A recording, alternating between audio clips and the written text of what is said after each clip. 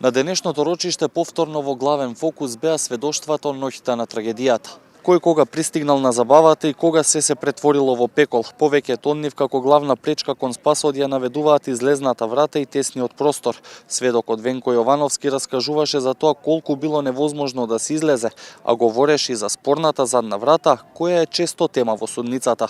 Тргнав на кај вратата, имаше висока температура. Почнаа да паѓаат како саги, јас не можев да излезам, мене ме извадија.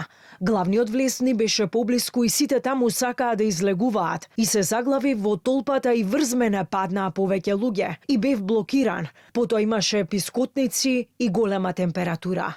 Јас се заглавив меѓу двете врати. Ме спасија пожарникарите и обезбедувањето, откако го срушија зидот од КНАУФ и ПВЦ.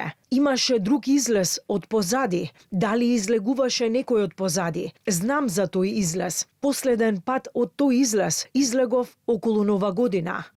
Други пак раскажуваа за загубите на најблиските и какви трауми таа вечер, на која лично сведочели им донела. Траги велат кои за секогаш ќе останат во нив. Сведочеа дека секунди биле во прашање околу тоа дали ќе преживеат или не.